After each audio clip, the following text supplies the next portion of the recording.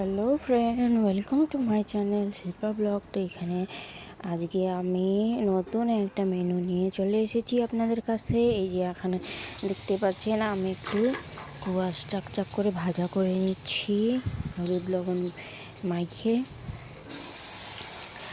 আর আমি আজকে আপনাদেরকে দেখাবো আজকে আমি কাতলা মাছের আলু বেগুন দিয়ে ঝোল।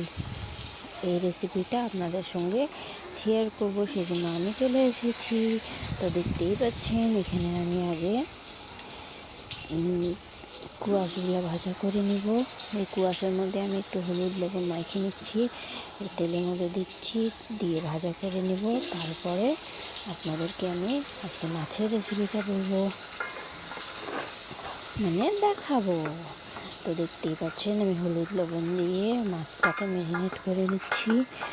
যতক্ষণ পর্যন্ত কুয়াশটা ভাজা হতে থাকবে ততক্ষণ পর্যন্ত মাছগুলাও হলুদ লবণগুলো মাইখে নিলে পরে সব দিকে মিলে যাবে।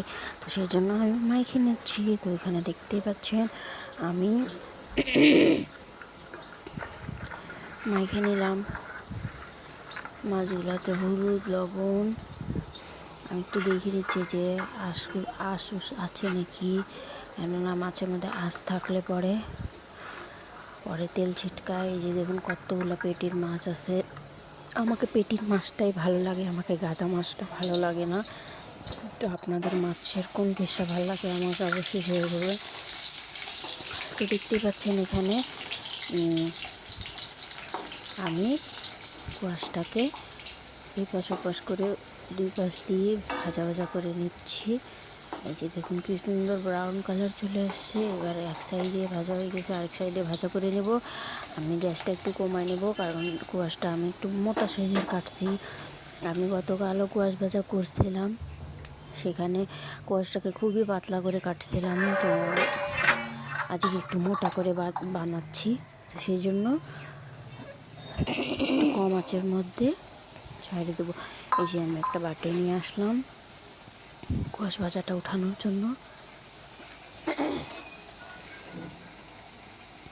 তো দেখতেই পাচ্ছেন যে আমি কুয়াশটাকে ভাজা করে নিলাম। যে একটু টিপে দেখে নিচ্ছি আমি যে ভালো মতন ভেতরে অংশটা নরম হয়েছে কিনা, সেই জন্য আমি দেখে নিচ্ছি। তো এটা আরেকটু হবে, একটু কম আঁচের মধ্যে আমি আরেকটু ভাজা ভাজা করে নেব। তো দেখতেই পাচ্ছেন এখানে অনেকখানি ব্রাউন হয়ে গেছে দুই পাশে। তো আমি এটা উঠাই নিচ্ছি, এটা এখন বাটিতে আমি উঠাই নেব। তারপরে এই কড়াইতেই আমি অন্য রান্না করে নেব, মানে মাছ ভাজাটা করে নেব। এই যে দেখুন পড়ে গেল। এই যে দেখুন আমি কুয়াশটা সব উঠাই দিছি। এবার আমি মাছটা ভাজা করে নেব। তো দেখতেই পাচ্ছেন এখানে তেল আছে, এই তেলের মধ্যে আমার মাছ ভাজা হয়ে যাবে, আর তেল দিতে হবে না আমার। তো দেখতে পাচ্ছেন এখানে আমি সব রান্না করে এইভাবে বাটিতে করে উঠায় রেখে দিয়েছি। মাছটা দিয়ে দিলাম তেলের মধ্যে। দেখতে পাচ্ছেন আমি গ্যাসের ফ্লেমটা বাড়াই নিলাম। পেটির মাছটা আগে দিলাম, তেলের মধ্যে আমি তিনটা করে মাছ ভাজিয়ে নেব। তো দেখতে পাচ্ছেন আমার এক সাইডে মাছ ভাজা হয়ে গেছে, তো উল্টা সাইডে আমি উল্টাই দিয়েছি মাছটাকে। আমি মাছটা উঠে নিয়ে মাছটা ভেজে নিচ্ছি। তিনটা করে মাছ ভাজতেছি, কারণ সবগুলো মাছ একবারে দিলে পরে মাছগুলো সব ভাঙে একেবারে হয়ে যাবে। সেই জন্যই আমি একটা দুইটা তিনটা এরকম করে মাছ ভাজি, এর থেকে বেশি দিই না। তো দেখতেই পাচ্ছেন এখানে মাছ ভাজাটা হয়ে গেছে, কি সুন্দর ব্রাউন কালার।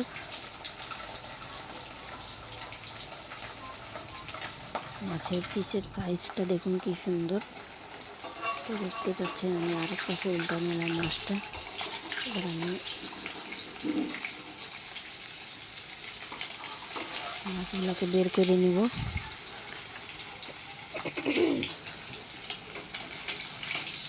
আমার শরীর খারাপ আছে, একটু গলা ঠান্ডা লাগছে, সেই জন্য আমার একটু ভয়েসটা দিতে একটু অসুবিধাই হচ্ছে। তো দেখতেই পাচ্ছেন আমি আপনাদেরকে একটু আমার সারাদিনের ব্লগটা আমি শেয়ার করার চেষ্টা করতেছি। তো দেখতেই পাচ্ছেন এখানে আমি মাছটা দিয়ে দিলাম, আরও 3টা করে মাছ আমি ভাজার জন্য দিয়ে দিলাম কড়াইতে।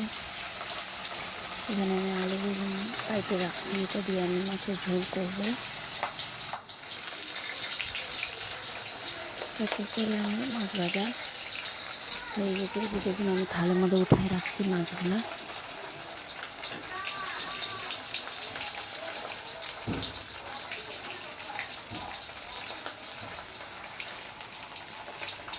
তো দেখতেই পাচ্ছেন আমার মাছগুলো ভাজা হয়ে গেছে। এরপরে আমি ফোড়ন দিয়ে দেবো জিরা, গোটা জিরা তেলের মধ্যে। ওই তেলের মধ্যেই আমার সব রান্না হয়ে যাচ্ছে। তো দেখতেই পাচ্ছেন, হ্যাঁ আমি একটু কম পড়ছিল মাছ ভাজার পরে, আমি একটু তেল দিলাম কড়াইতে। এই যে আমি ফোড়ন দিলাম গোটা জিরা। এটা হচ্ছে মাছের রান্না করব আমি, মাছের ঝোল। তো দেখতেই পাচ্ছেন এখানে জিরাটা হয়ে গেছে। তো আমি এখানে একটু পেঁয়াজ কুচি, একটা পেঁয়াজ কাটছি আমি, আর লঙ্কা থালা দিয়ে রাখছি, কাঁচা লঙ্কা। তো দেখতে পাচ্ছেন আমি তেলের মধ্যে লঙ্কা আর পেঁয়াজটা দিয়ে দিলাম, ভাজা ভাজা করে নেব। বড় মাছ রান্না করবেন, যেটাও মাছ হোক, কাতলা মাছ হোক, রুই মাছ হোক, আরও বড় বড় অনেক মাছ থাকে, একটু মাছের মধ্যে একটা পেঁয়াজ না দিলে পরে মাছটা কেমন জানি গন্ধ করে, সেই জন্য আমি গন্ধটাকে ঢাকার জন্য একটা পেঁয়াজ দিয়ে দিই। একটা পেঁয়াজ তেলের মধ্যে ভাজা ভাজা করে রান্না করবেন, বা একটু ঘষনিতে ঘষে নিয়ে রান্না করবেন, বা একটু পেস্ট করে নেবেন, বা বাইটে নেবেন, বা কাইটে নেবেন ঝিরি করে। তাহলে এমনি ঝোলটা হইতে হইতে পেঁয়াজগুলো দেখাও যায় না, ঝোলের মধ্যে মিলে যায়।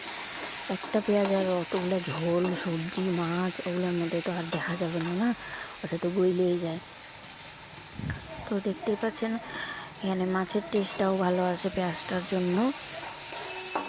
পেঁয়াজগুলো ব্রাউন হয়ে গেছে। আমি আলুটা দিয়ে দিলাম, আলুটা আমি আগে দিলাম কারণ আলুটাকে একটু ভালো ভালো করে নিলাম আমি তেলের মধ্যে, সেই জন্য আমি আলুটা আগে দিছি। আর এখানে আমি মশলাগুলো গুলায় রাখছি জল দিয়ে। এখানে জিরা আছে, হলুদ আছে, মশলাগুলো ভালো মতন গুলায় রাখছি। এটা আমি আলুটা ফ্রাই হয়ে গেলে আলুর মধ্যে দিয়ে দেবো, মশলাটা ভালো মতন কষাই নেব, সেজন্য আমি এইভাবে জল দিয়ে রাখছি। তো দেখতে পাচ্ছেন এখানে মশলাটা আমি দিয়ে দিলাম, আলুটা ফ্রাই হয়ে গেছে, মশলাটা দিয়ে দিলাম। মশলাটা এবার ভাজা ভাজা হবে, তারপরে বেগুন দেব। দেখতে পাচ্ছেন এখন আমি একটু ঢাকা দিয়ে দেবো, আর একটু জল দিয়ে আমি যে মশলা রয়ে গেছে বাটিতে, সেই জন্য আমি একটু ধুয়ে নিয়ে দিয়ে দিলাম।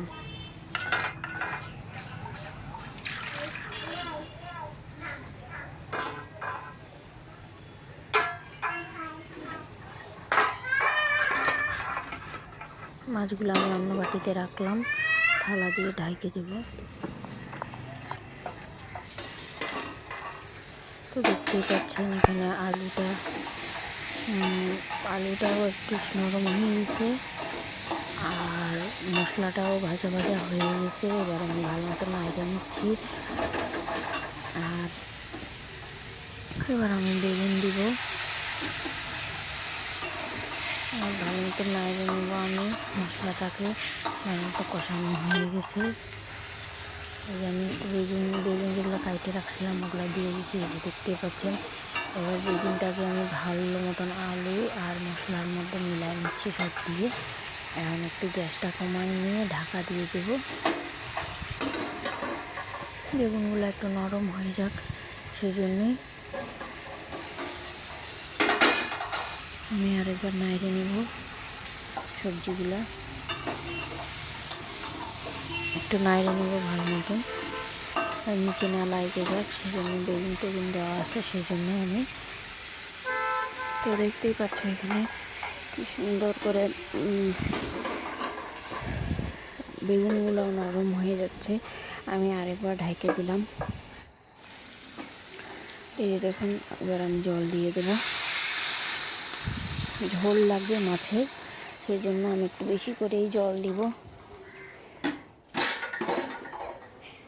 আমাদের তো মাছের একটু ঝোলঝোলই খায়, সেই জন্য আমি জল দিচ্ছি একটু বেশি পরিমাণে।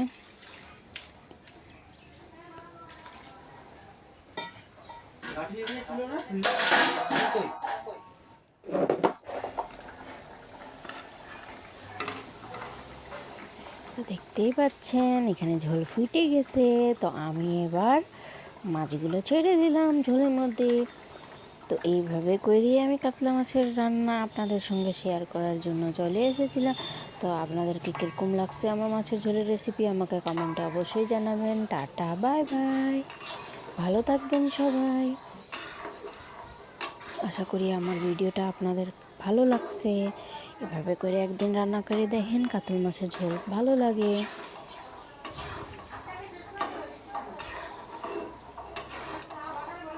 আমার ভিডিওটাকে খুব বেশি বেশি করে ভালোবাসা দিবেন।